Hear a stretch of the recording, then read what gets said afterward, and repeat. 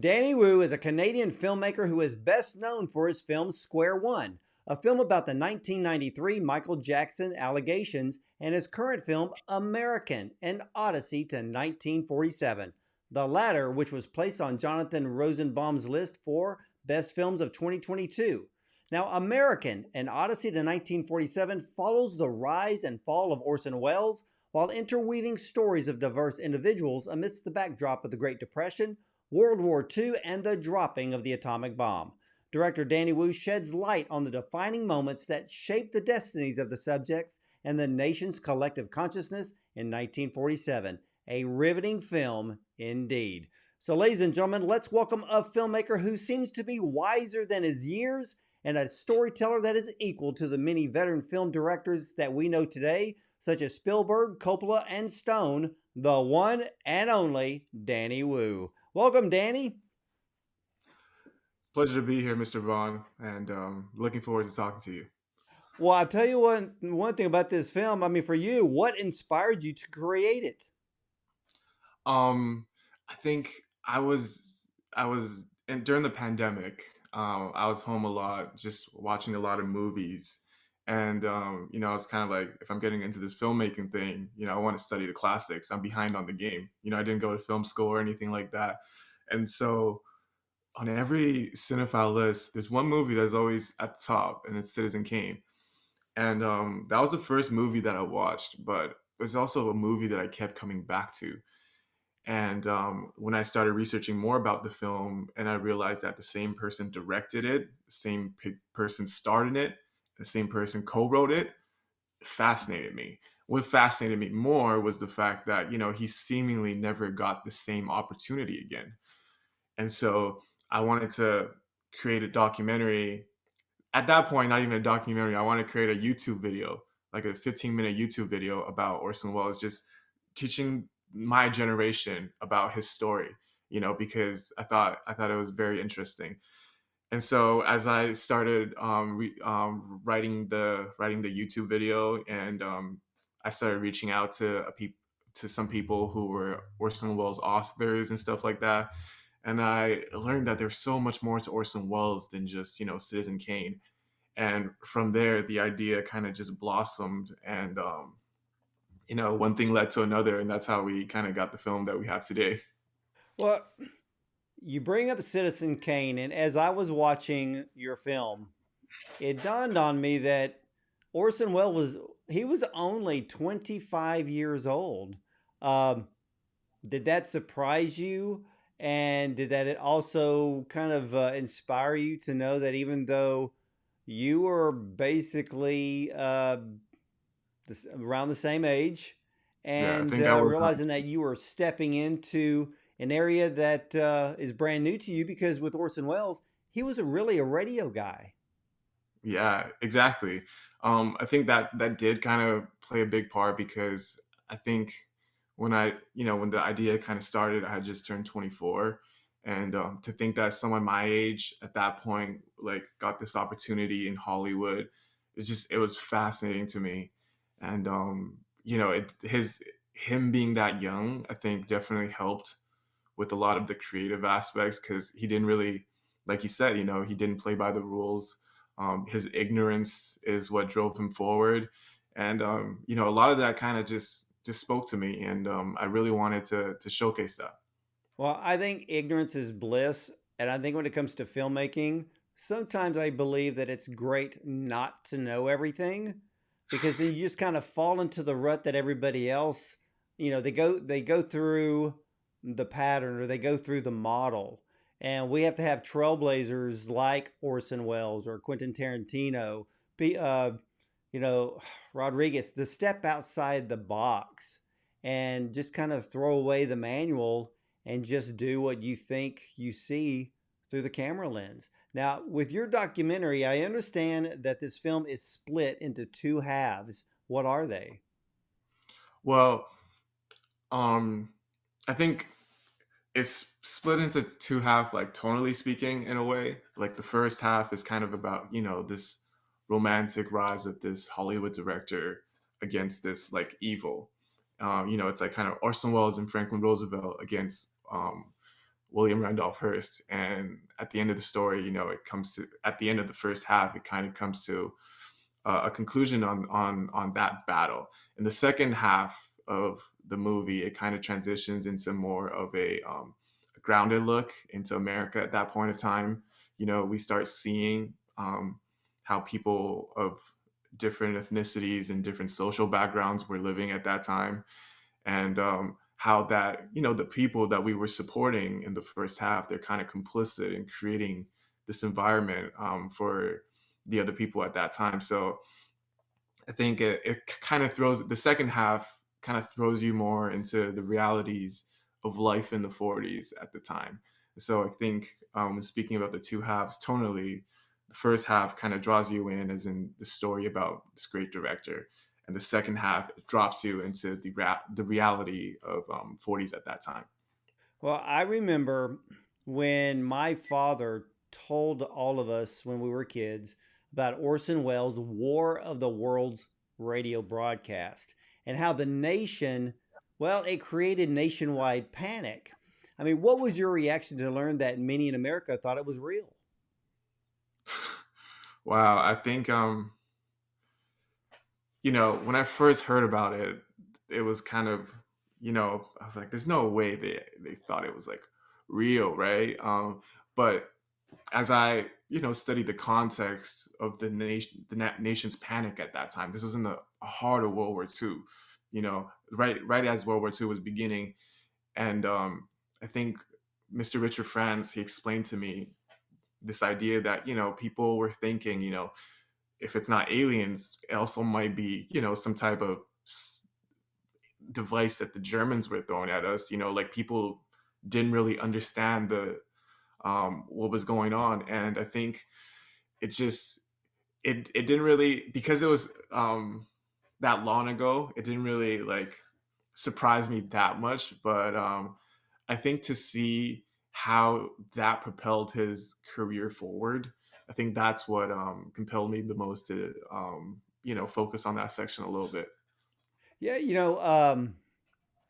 what a lot of people don't understand, if ladies and gentlemen, if you have never listened to War of the Worlds from the very beginning, and I mean from the very beginning of that broadcast, what happened across the nation is that most people tuned in after the intro, so they didn't know that it was fictitious. So they're picking up what sounds like this breaking news story, and I think that's where the panic ensued. Is that correct? Yes, there was actually a much bigger radio show that was going on at the same time, but the vocalist was replaced that day, and so a lot of the people from the big channels were, they were searching around for another radio station to listen to. While doing that, they came across War of the Worlds. So I think that was just fascinating to me, and the fact that that propelled Wells to Hollywood, all the luck that had to go into that, and he was being interrogated the entire night. It's just, I think more people, they'll be really surprised at that story, because it does not seem real. Yeah, yeah, and it is a story all its own. And if something like that happened today, the DJ would be arrested and fired, and probably never be in media again. But back in that day, media was really, in a sense, it was really still new, and people were still trying to navigate the territory. Now, for you, Mhm. how did you gather up those who appeared in the film to help tell this incredible intertwining story? I mean, was it just one connection leading to all the others? A little bit like that, actually. And so I think the first person I interviewed was the author Harlan Lebo. He wrote a book about Citizen Kane. After I interviewed him, that's when I kind of realized that originally I wanted to just do, as I said, the YouTube video through Zoom, kind of like how we're doing it right now, and just put that into a video. But after I did my first interview, I realized that, there's so much more to Orson Welles. And so the second person I hit up was the author Richard Franz, and he kind of introduced me to the story of Orson Welles and Isaac Woodard. And so from there, I started. asking around for people who still know Isaac Woodard or was related to Isaac Woodard. Richard France also introduced me to Mr. Simon Callow, and from there, once you have Simon Callow, you can more people have trust in your project that this is a legitimate production. And so I think with but with every person that we got, it was a big moment for us. We all celebrated because it's just it's I had a dream list of everyone I wanted to interview, and I was pretty much about like able to get all of them. And I think the most fascinating part was that because we have the story of Franklin Roosevelt, Orson Welles, Isaac Woodard, you know the people who specialize in each story, they don't really know as much about the stories and the other aspects. For example, even with Orson Welles specifically, he lived such a fascinating life that I tell people that you can drop into any moment of his life and you could probably create a 2-hour movie, because that's how interesting it is. And so with Orson Welles scholars, there are people who specialize in different aspects of his life. For example, Simon Callow is kind of like the Swiss Army knife. He knows a little bit about everything in Orson's life. Someone like Catherine Benamou, she specializes in the Orson Welles in Brazil saga.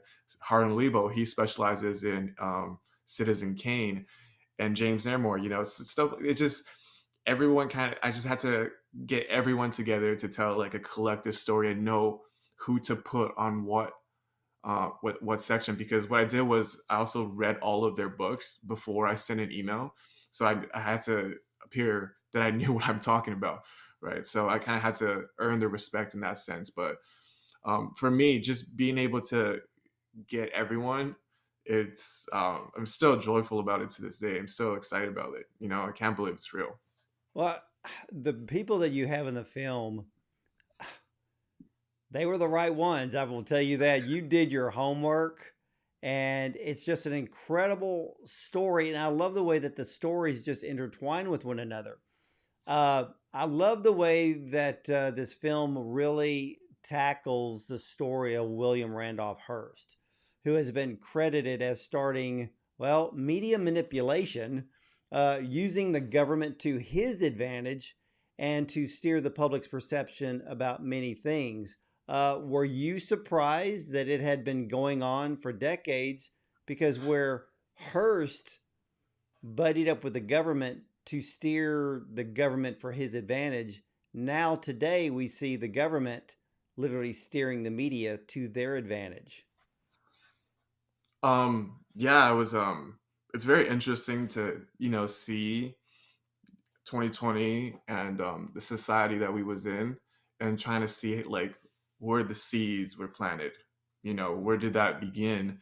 And the funny thing is, I've actually in my youth, during a family road trip, I've actually been to Hearst Castle. I remember that. I've been to like every room. I was really fascinated by it, but I really wasn't listening to what the guides were saying. So I didn't know the story that well at that time. So when I figured out that William Randolph Hearst is the guy that ruined Orson Welles' career, I'm like, I've been to his house, so there's that connection for me there as well. And so when I started learning about Hearst and all the things that he was doing to basically control the media, control the narrative, it really spoke to me about how things are today. And that's one of the big reasons that I wanted to create the documentary, because I think that people are gonna have some moments where they're like, oh, see, this is not much has changed. Because for someone my age, when you talk to them about the 1940s or 1930s, it's like, oh, it's such a long time ago. They don't even want to bother like listening to you at that point. And because you usually get the perspective that, oh, everyone back then was a certain way, everyone back then was like so behind, so racist or whatever. um, but I wanted to show that people back then, there were also progressives around, and they're just people were fighting the right cause at that time, and in some ways some people were even more progressive than they are today. And so I wanted to, also humanize the 30s and 40s, and just kind of show where all that came from. Well, were you surprised that 1947 really paralleled, let's say here in America, we'll just say the last 3 years? Um, I was pretty surprised, and the one that related to me the most was Howard Kakita's story, and the Japanese American internment camps. I remember, when I came back to Canada, that was at the height of the COVID pandemic, and I do recall stories then of Asian Americans being attacked on the street. And I've had experiences of my own where people were following me around in a mall, just screaming at me, kind of blaming me for COVID. And so I think that kind of spoke to me a little bit. And obviously, as you alluded to, the media manipulation, pitting groups against each other. And I think, you know, I think I think it's not for me to say, if people make that connection, but if they do, that would be that would be fantastic as well. Well, in your film, we have Hearst, Wells, Hollywood, the FBI, the NAACP, World War II, the atomic bomb, the Japanese internment camps. Um, so it was Citizen Kane, the movie, that actually led you down this complex rabbit hole. I mean, I never thought of it like that, but I mean, damn, if you put it like that, I guess so. I guess so. I guess it's really Citizen Kane. It really speaks to the power of that film, that 80 years later that it's still having this impact on people. How did you go from Citizen Kane or studying Orson Welles to finding out about Howard Kakita? Um, so for me, I wanted to, once I wanted to make a story about Orson Welles and Franklin Roosevelt, um, I realized that there was going to be a lot of, whitewashing of FDR's history, because if we just do that, it's going to be the entire film is just going to be about how great of a president FDR is and how we should just do everything his way, right? And kind of just whitewash, some of the other stuff that he did. And so I wanted to, as I said earlier, because it was in the 2020s, I wanted to find another story of the internment camps, to put it in there. And I was always fascinated with the idea of different perspectives. I remember when I was young, I used to, because I came to Canada in 2004, I do recall I always loved researching the films that came out that year and being like, wow, like Kill Bill Part Two came out that year, and that was the same day that I was landing. That's crazy that that's those two things are going on, even though like we don't know each other. So I wanted to kind of create that same experience, but in this sense, I was able to find Howard's story. I came across Howard's story. He's born in 1938, right? So that's exactly when War of the Worlds happened. He went back to Japan in 1940, and that's when production on Citizen Kane begun. And his parents were sent to the internment camps while Orson Welles is in Brazil, right? That's another part that always spoke to me, was that while Orson is in Brazil, making a propaganda film that they wanted him to make, Japanese citizens were being interned to the States. I thought it was interesting to juxtapose that. And ultimately, Howard Kakita comes back 1947 to America. Orson Welles leaves America in 1947. And so I wanted to build this two storylines that at the end of the movie, one person comes back to the U.S. and one person leaves the U.S. And the different um, forces that drove each other to those two decisions. And so that's ultimately kind of an insight into how I put Howard's story into this. That's brilliant. And it also is kudos to you for doing the research and putting all of those pieces together. Ladies and gentlemen, this is a film that everybody needs to watch.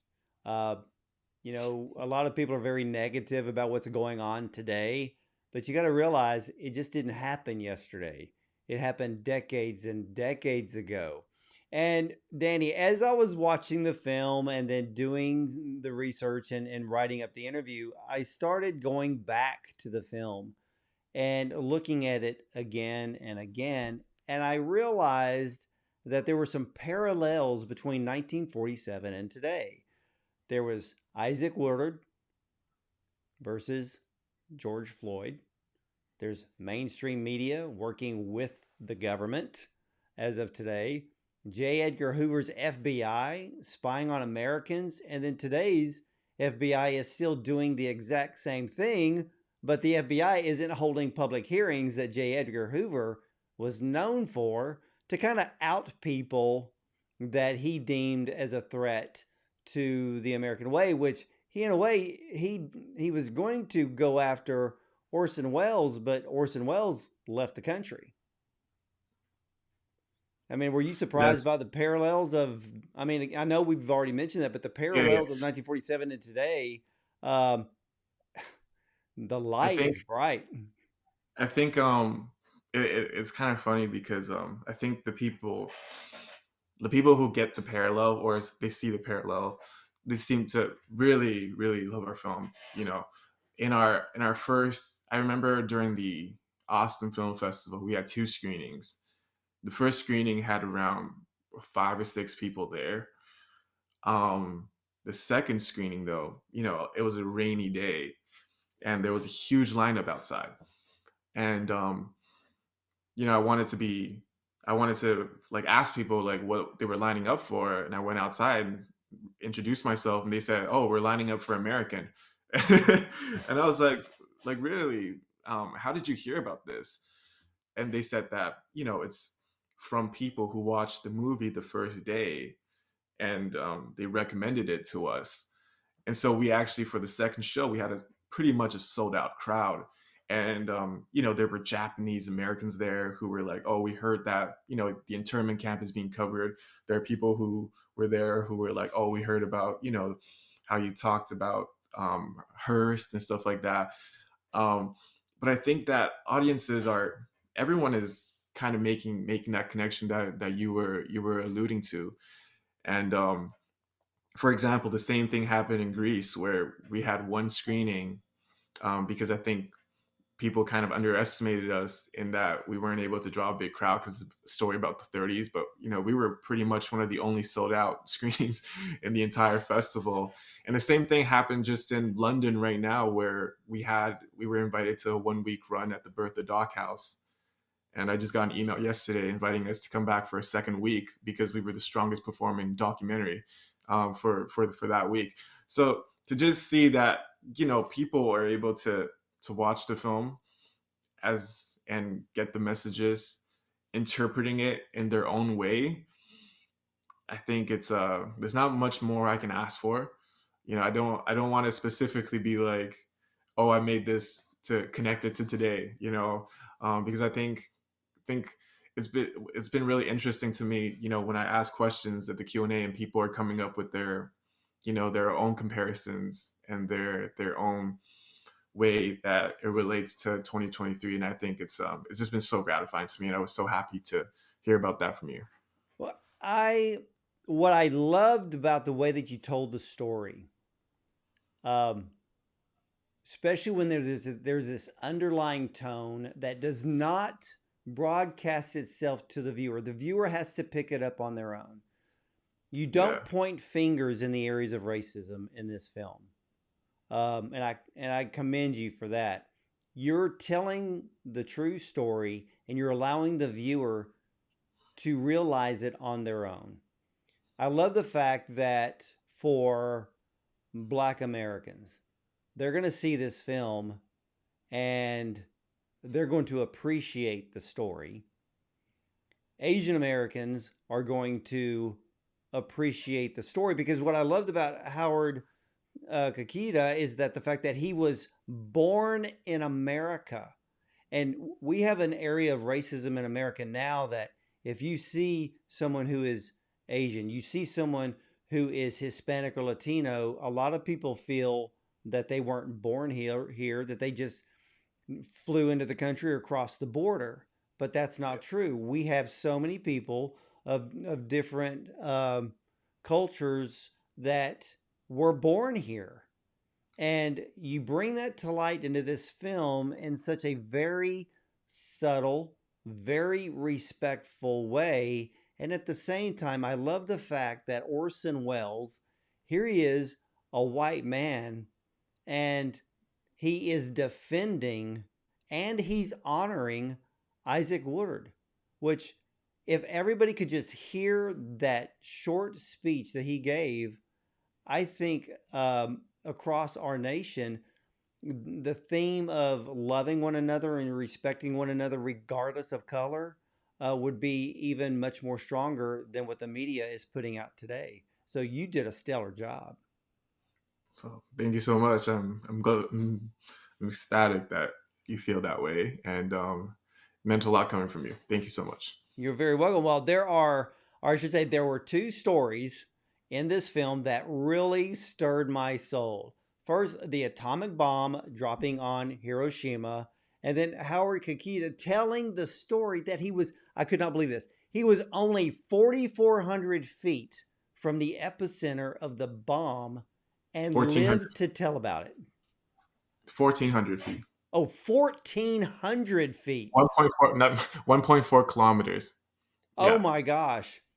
yeah. That and how he and his brother and grandmother survived that is nothing but miraculous. I mean, did that stun you when you were sitting there and he was telling that story to you? Absolutely, absolutely. You know, um, not sure if you know this, but he was able to. Howard was actually able to, provide us, because he lived there for some time, right in the courtyard. He actually had a pretty decent memory of how the courtyard layout was. The floor map, and when he was telling us, he told us that the only thing he remembered that survived the bombing was the water pump in his courtyard. Um, but so he also had around 7 or 8 photographs of just their family hanging out at the courtyard. And so my art director, Yifu Kang, I really had to give him a big shout out. He was able to take Howard's floor map and the different photographs, and through different Zoom interviews, he was able to recreate Howard's courtyard digitally in 3D. And so, the courtyard that you see in the film is actually one to one, like as one to one as you can get close to Howard's original home. And I remember when Howard finished watching it, he just told me it was like I was back home again. And that really shook me to my core, just hearing that from him.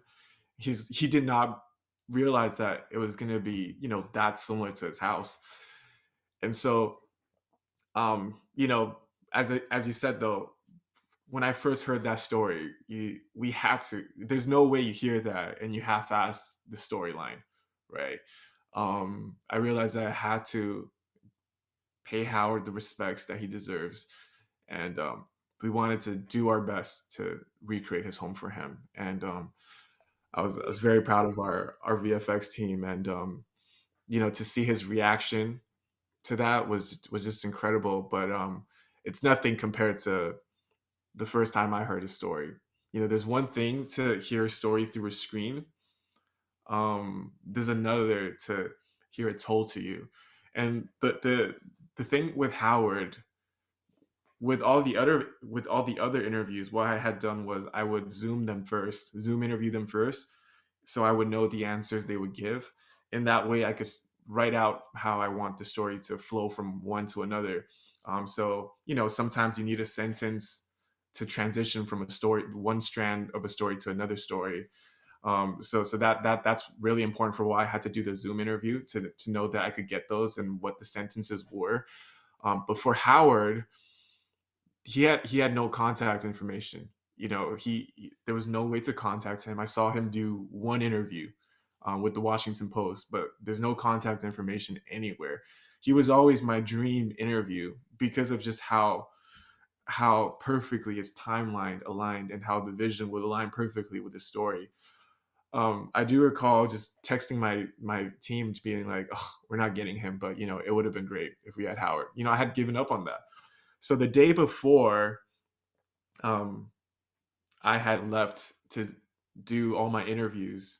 I was going to do a whole road trip around the US to film all the interviews.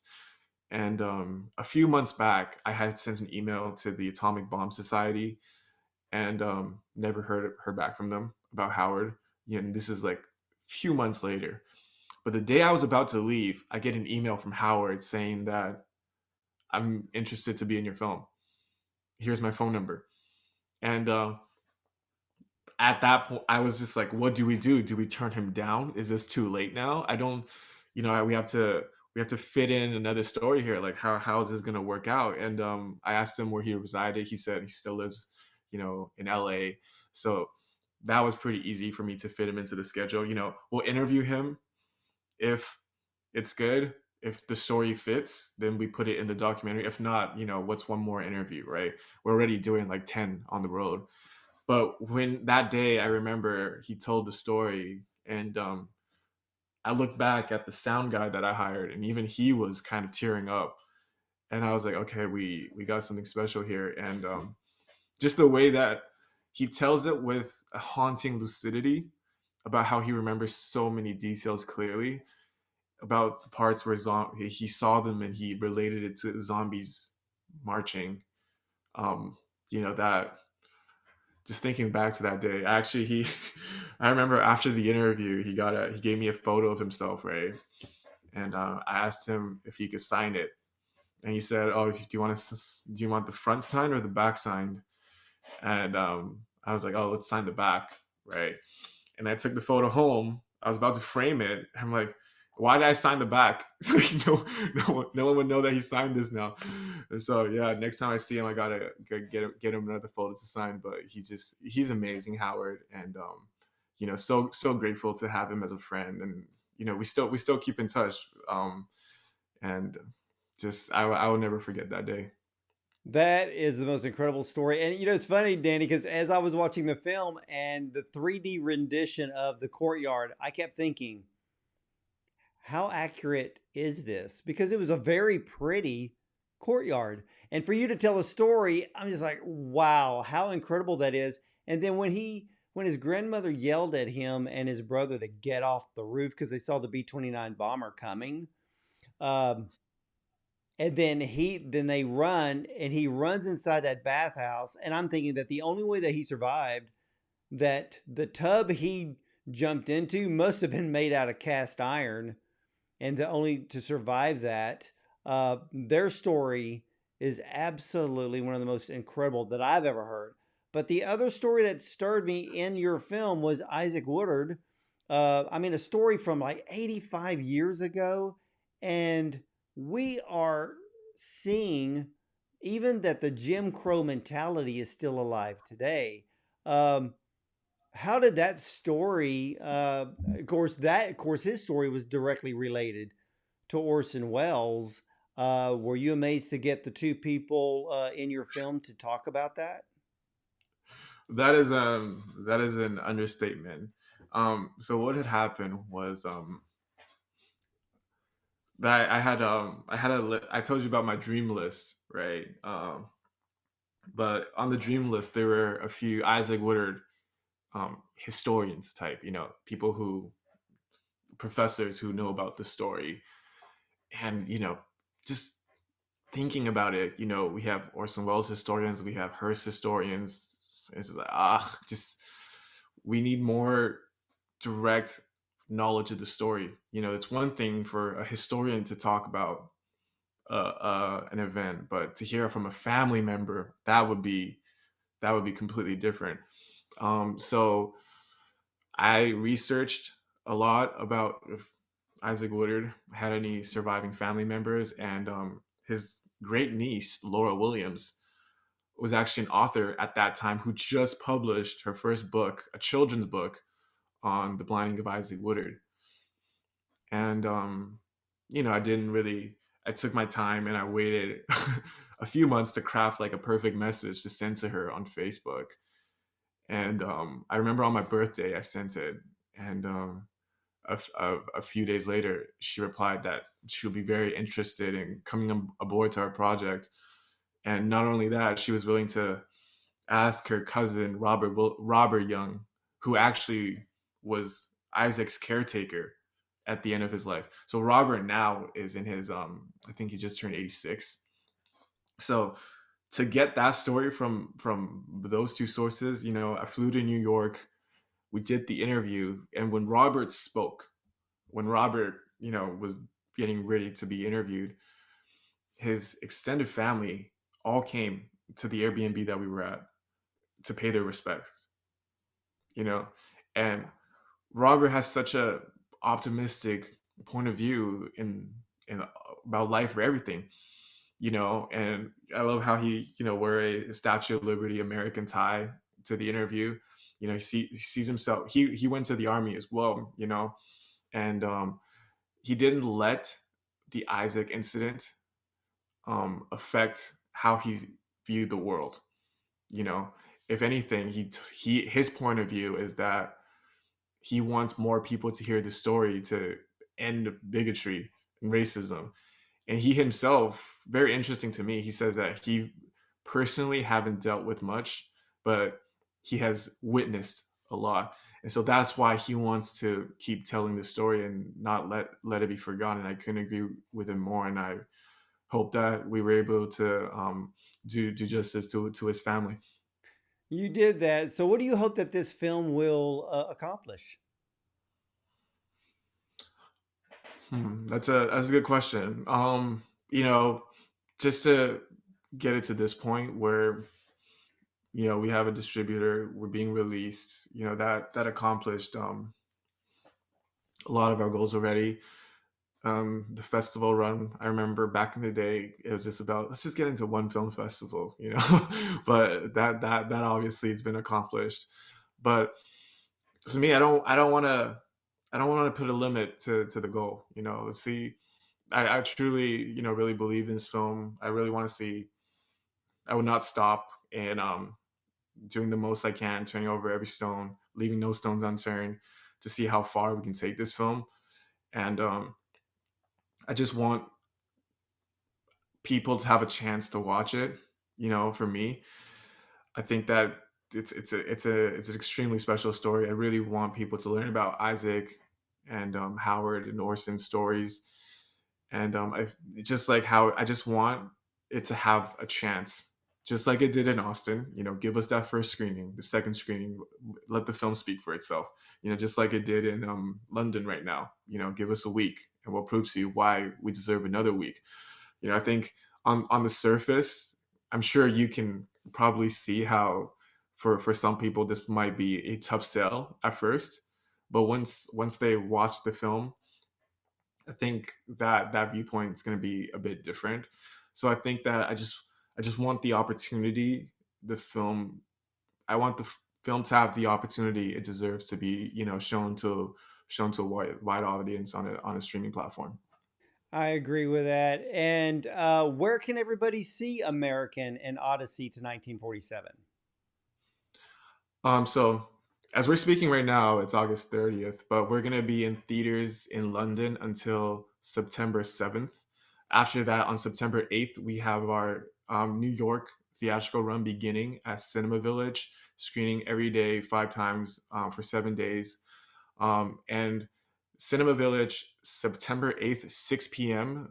That is when me and Laura, Isaac's family is going to be there for a Q&A after the screening. So that's going to be very special. And then the film is going to release on video on demand on September 12th. So people can, just get that off iTunes, Amazon, stuff like that, your cable network.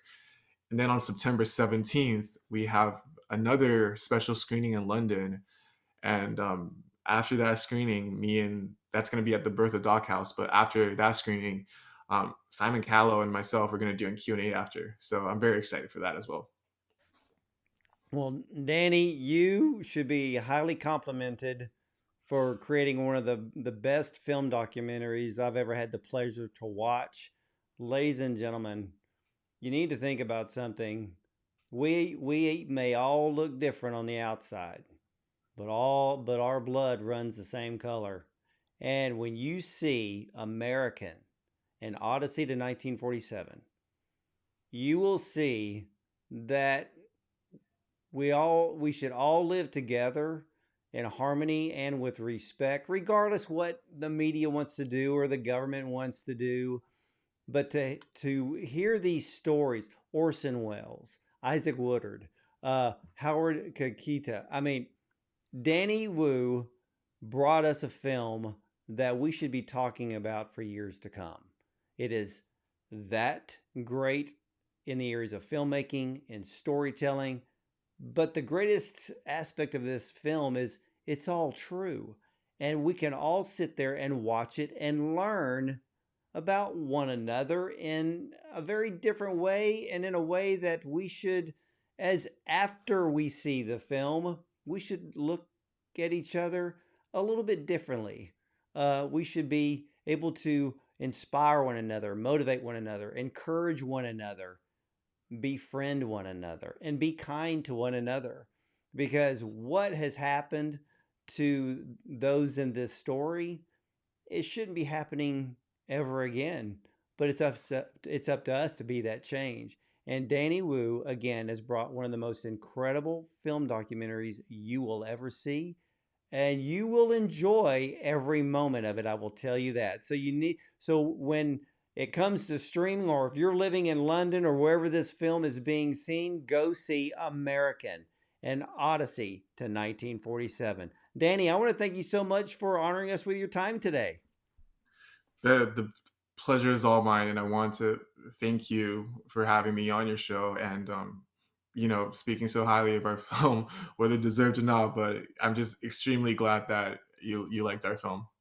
I did. I absolutely loved it, and it deserves every kudos and praise and any award that it comes its way. And again, ladies and gentlemen, when it comes to streaming, check out American and Odyssey to 1947, written, produced, filmed, and directed by Danny Wu. And as for me, thank you for watching the Ward Bond Show, and I'll see you next time.